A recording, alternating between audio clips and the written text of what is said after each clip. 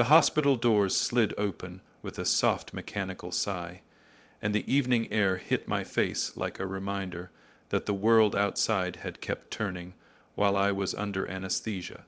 The operation had lasted 6 hours. 6 hours under the white lights, 6 hours with my chest open to strangers, 6 hours balanced between life and whatever comes after it. When I finally woke, the first thing I thought of was home. Home, the word tasted warm in my mouth. Familiar, safe, I imagined the hallway lamp glowing softly, the faint scent of lavender cleaner I always used.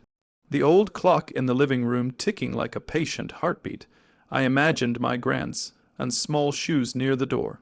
I imagined my son, Daniel, pretending not to worry, crossing his arms the way he did when he was afraid. I held onto that image during the drive. The taxi pulled up just as the sun dipped low, painting the sky in bruised shades of orange and purple. I paid the driver with trembling fingers. My body felt stitched together by threads that could snap if I breathed too hard. And then I saw it, my suitcase, sitting upright on the pavement like an obedient dog waiting for its master. For a moment, my mind refused to process what my eyes were seeing. The suitcase was Old Navy, blue, with a broken zipper tab I had fixed with a paper clip years ago. I recognized the dent in the corner from a trip to Chicago when Daniel was 10. It was mine, and it was outside. Next to it lay a cardboard box, my scarves, my photo albums, my medicine bag, the house behind them. My house stood quiet. The curtains were drawn. My heart began to beat wrong, not fast, not slow, just wrong. I took a step forward, my surgical wound protesting sharply. The world tilted slightly. I reached the suitcase and saw the white envelope taped to the handle. My name was written in Daniel's handwriting. Still the same slightly slanted letters. He used to grip crayons too tightly. I used to kiss those hands when he fell asleep. My fingers shook as I opened the envelope. Inside was a single sheet of paper. There are only 3 of us left. Find another place to stay. Signed, your son. The words blurred, only 3 of us left. Daniel, his wife Marissa, their child. No room for the woman who carried him for 9 months. No room for the woman who worked double shifts to pay for his college. No room for the woman who signed the mortgage papers 3 years ago. The sidewalk felt unstable beneath my feet. I looked at the house again, half expecting this to be some misunderstanding. A joke, a mistake. Maybe they were renovating. Maybe the front door opened. Daniel stepped out. He didn't rush toward me. He didn't look surprised. He looked resolved. "Mom," he said, like he was commenting on the weather. My throat closed. "Daniel, what is this?" He glanced at the suitcase, then back at me. "We talked about this." "No," I whispered. "We didn't." Marissa appeared behind him, arms crossed protectively over her chest. She didn't meet my eyes. Daniel exhaled sharply. "It's too much, Mom. We need space. The house, it's not working anymore. Not working." The house that had held birthday parties and Christmas mornings. The house where I had sat by his bed during fevers. The house I nearly lost twice during recessions but fought to keep. I just had surgery, I said. I hated how small my voice sounded. "You'll recover better somewhere quiet." Marissa replied coolly, "Somewhere quiet, like the street." Daniel stepped forward and handed me something else, a set of keys. "My keys, I changed the locks," he said. The sound in my ears was no longer my heartbeat. It was roaring. "You can't," I said automatically. "This is my house." Silence. Daniel's jaw tightened. "It's not." 3 words.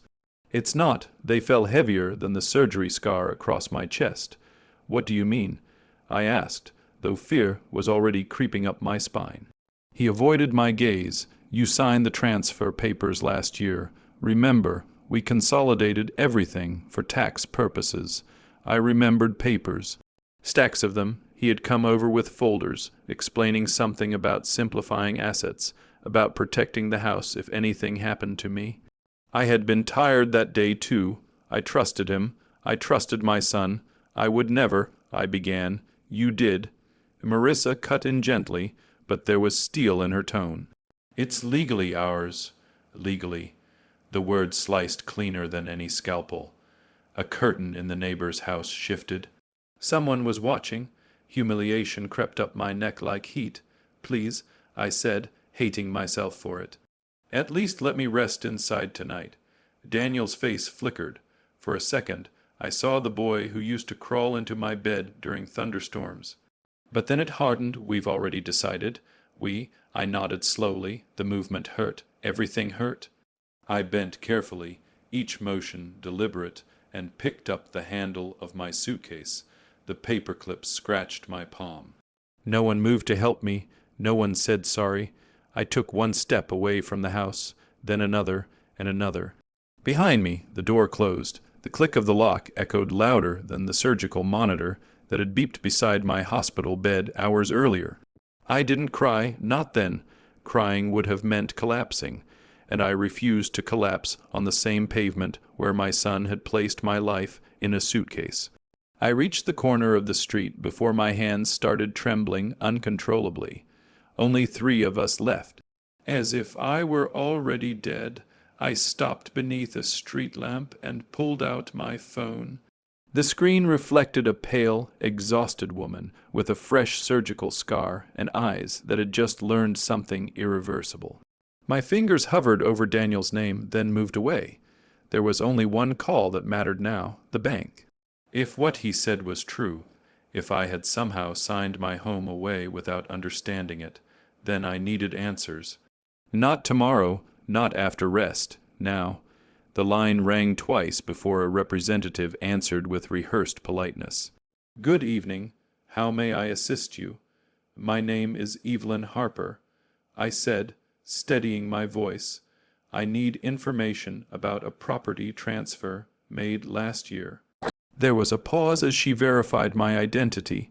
I stood alone under the dim light, my suitcase beside me, the house I built glowing warmly in the distance, but no longer mine.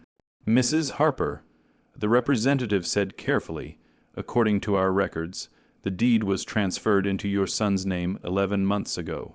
It appears to have been a full ownership reassignment." Full ownership, the words rang like a verdict, was there. I swallowed any clause, any protection, any condition. Another pause. "Yes," she said slowly. "There was a stipulation regarding the remaining investment portfolio tied to the property." Investment portfolio. My grip tightened around the phone. "What stipulation?" I asked. Her voice shifted professional, cautious. "It appears that while the property deed was transferred, the controlling authority over the associated financial accounts remains solely under your name." Silence filled my ears. "Are those accounts active?" I asked quietly. "Yes, Mrs. Harper, and quite substantial." The roaring in my head stopped, replaced by something colder, sharper. Daniel thought he owned the house, but the house was only bricks. The foundation was money, and the foundation was still mine. I looked back at the glowing windows one last time. Inside, they were probably celebrating their fresh start. Only 3 of us left. I felt something inside my chest stitch itself back together, not with softness, but with steel. They had mistaken my exhaustion for weakness, my trust for foolishness, my love for blindness. I picked up my suitcase again. "I would like to schedule an urgent appointment. I told the bank representative, of course," she replied. "How soon?" "As soon as possible." I began walking away from the house I had lost, but not from the war that had just begun. The street lamp flickered above me like it couldn't decide whether I was worth illuminating. My fingers were stiff around the phone. The cold had settled into my bones, or maybe it was shock. The house at the end of the street glowed with warm yellow light. Through the curtains I could see shadows moving. 3 shadows, only 3 of us left. I turned my back on it. "Mrs. Harper," the bank representative asked gently, "are you still there?" "Yes," I said, forcing my voice into something steady. "You mentioned investment accounts tied to the property?" "Yes, ma'am. The house deed was reassigned, but the primary portfolio, retirement, bonds, and 2 long-term trusts remain solely under your authorization." Trusts. The word hit me with unexpected clarity. I closed my eyes and reached back into memory. 11 months ago, Daniel had come over with folders. He brought coffee from that expensive cafe Marissa liked. He had smiled too much that day. We should simplify things, Mom, he had said. If anything ever happens to you, it'll be easier this way. Anything ever happens. He'd said it like concern. But now I remembered something else, something small. When I had asked whether the investments would also transfer, he'd waved it off. No, those are complicated. We'll deal with those later. Later? There would be no later. Can you tell me? I asked the representative what kind of authority my son has over those accounts. There was the faint clicking of keys. According to our records, none. The word was so clean, so precise. None. He is listed as a future beneficiary in one trust.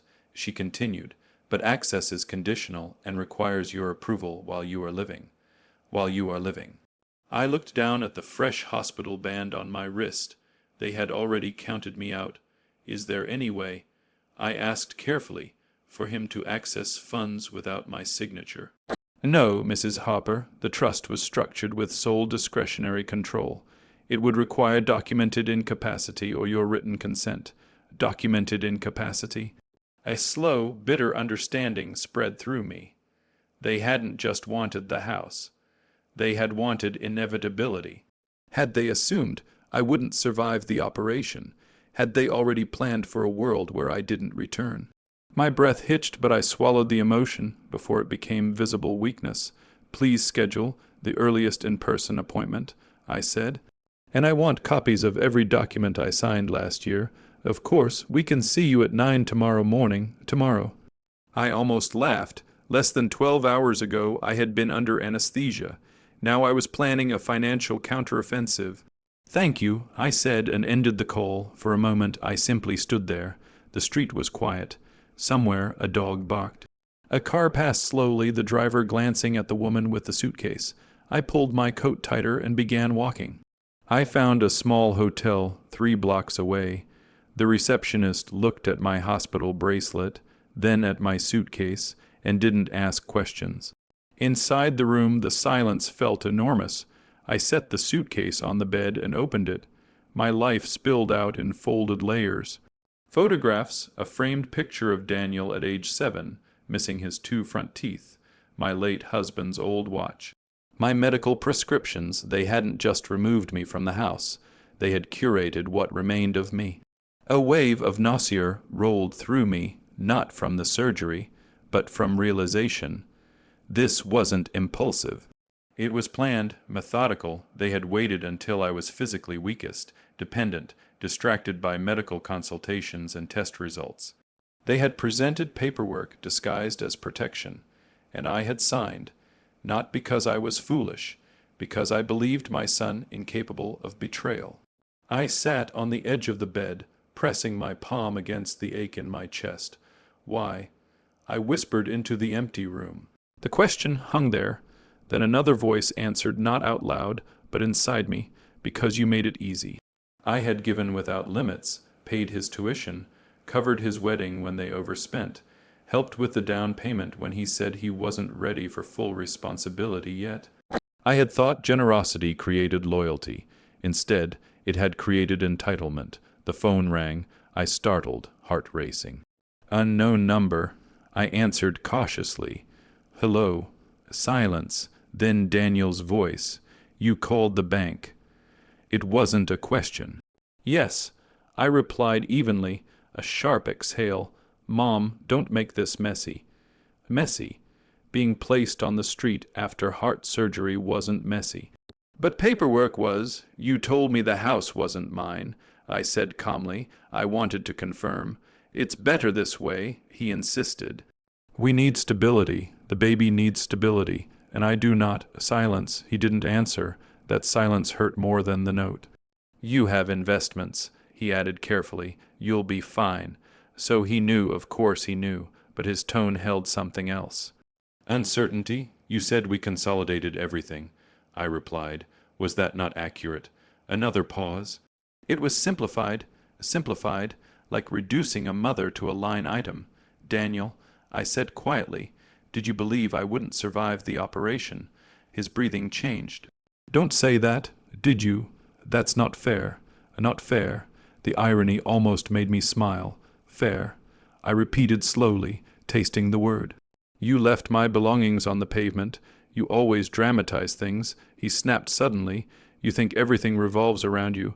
The words struck like open-handed slaps. I thought of the years spent revolving around him. Parent-teacher meetings, soccer practices, late-night fevers. College applications. I had been the axis of his world, until he decided I was excess weight. "I won't fight you for the house," I said softly. His relief was immediate, audible, but I continued, "We will be discussing the trusts." The silence that followed was no longer confident. "What trusts?" he asked. I didn't answer. "Mom, I'll see you soon, Daniel." I ended the call before he could respond. The next morning, the bank lobby felt colder than the street had. Polished marble floors, quiet wealth, subtle power. The advisor, a silver-haired woman with precise glasses, led me into a private office. "Mrs. Harper," she said kindly, "I've reviewed your file. You were very thorough when establishing your estate plan." "I wanted to protect my family," I replied. "And you did." She turned the monitor slightly so I could see. Numbers filled the screen. Retirement accounts, long-term bonds, 2 educational trusts, 1 discretionary living trust tied to property appreciation. The total amount at the bottom made my breath catch. Daniel had taken the walls, but I still owned the foundation beneath them. "He cannot access any of this," I confirmed. "Not without your authorization," she said firmly. "In fact, you have the authority to modify beneficiary designations at any time." Modify. The word glowed. What would happen? I asked slowly. If I removed him? The advisor didn't flinch. Then he would receive nothing. Nothing. The same word she had used the night before. None. I leaned back in the chair, feeling something settle inside me. Not rage. Clarity. Daniel had assumed my love would override self-preservation. He had assumed guilt would silence me. He had assumed I would accept humiliation quietly. He was wrong. "I would like to review every clause," I said. "And I want recommendations on restructuring." The advisor nodded, "Of course." As she began outlining options, charitable redirection, conditional inheritance structures, asset freezes, I felt the faintest flicker of warmth return to my body. Not from revenge, from control. They had changed the locks on the house, but they had forgotten something essential. I had built the house. I had funded the life inside it. I had signed every check, and I was still alive. When I left the bank, the morning sun was bright and unapologetic. My phone buzzed. A message from Daniel. "Mom, we need to talk." I looked at the words, then slipped the phone back into my bag without replying. For the first time in years, the conversation would happen on my terms.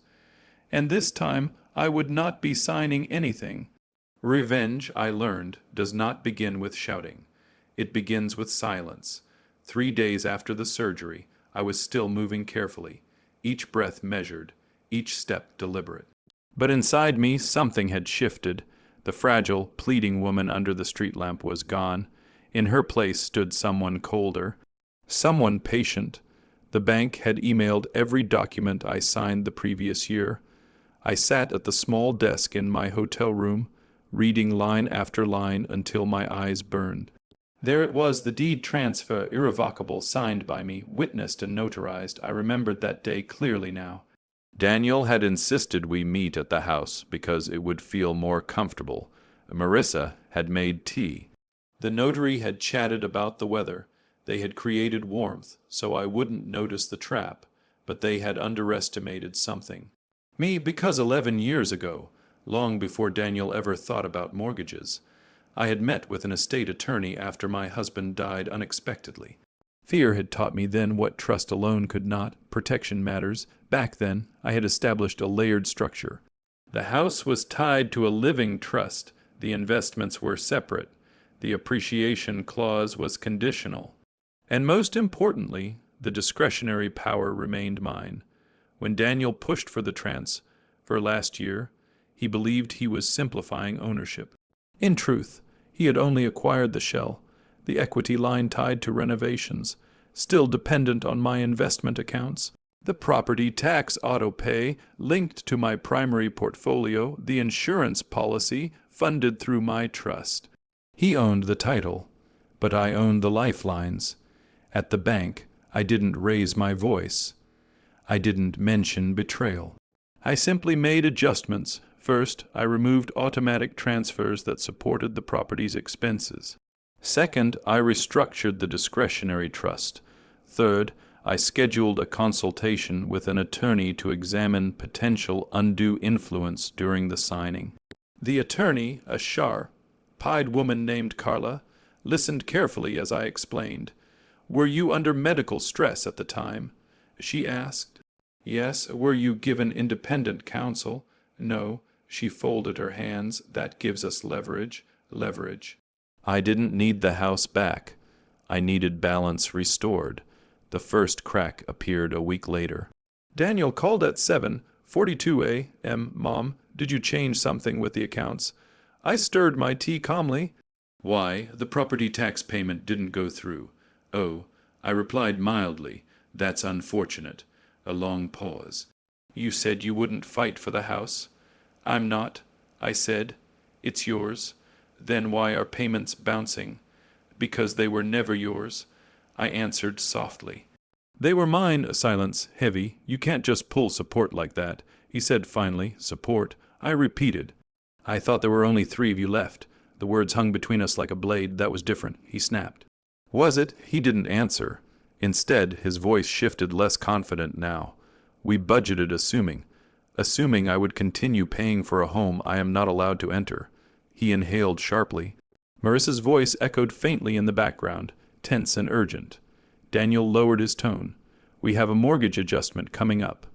If the accounts aren't aligned, they are aligned." I said calmly, "With me," and I ended the call. Over the next 2 weeks, the unraveling was quiet but steady. The insurance company sent notice that the premium had not been renewed. The landscaping service stopped showing up. The line of credit Daniel had taken against projected equity stalled when the bank requested verification of underlying assets. Assets that were no longer accessible. I did not interfere directly. I simply withdrew. For years, I had been the invisible scaffolding beneath their lifestyle. When Daniel and Marissa upgraded the kitchen, I covered the contractor's overage as a gift. When daycare costs spiked, I quietly transferred funds. They believed they had built upward alone. They had not realized they were standing on my shoulders. And now I was stepping aside.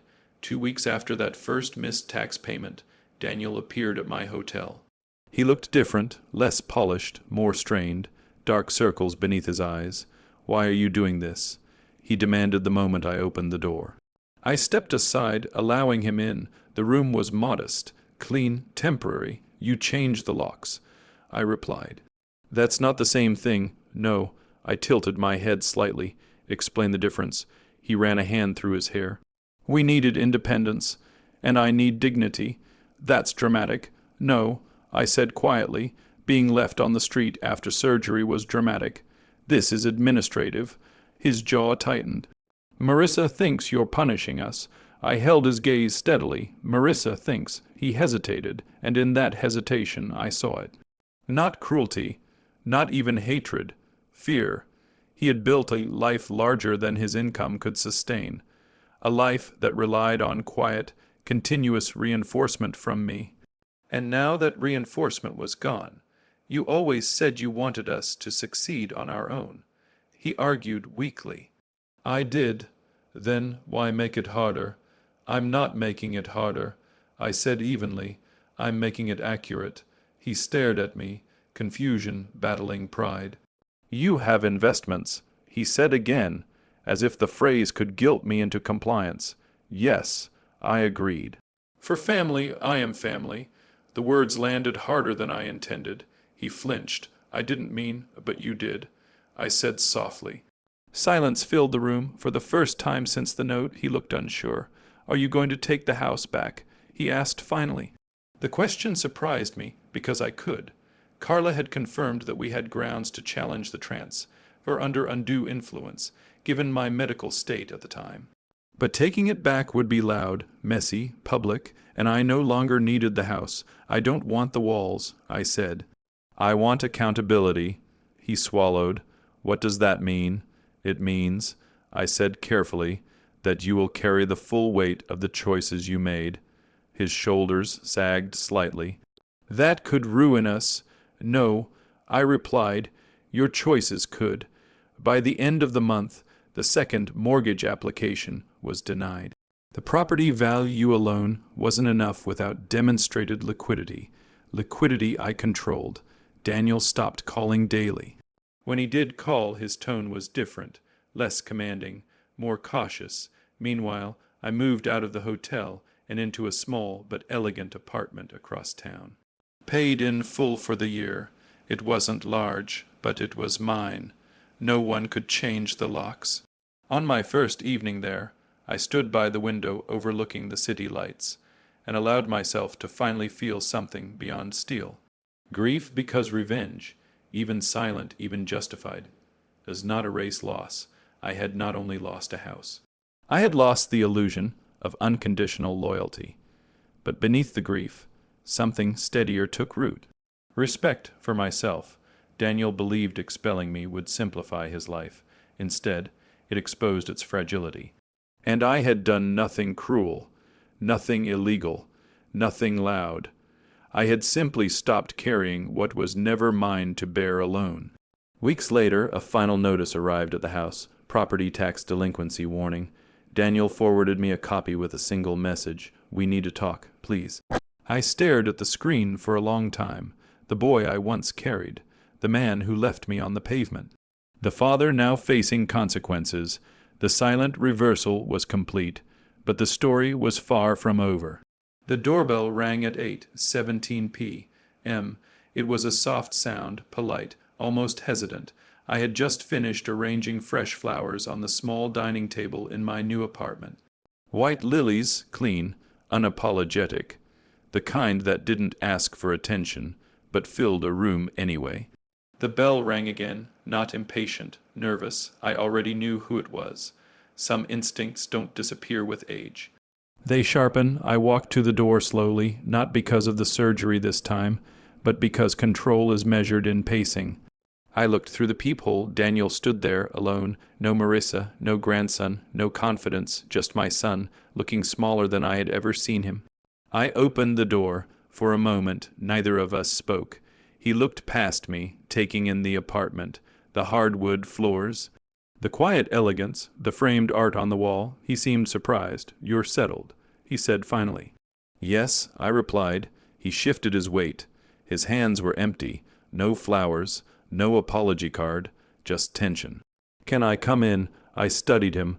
Once he had needed my permission to cross every threshold in life. School trips, driving lessons, college applications.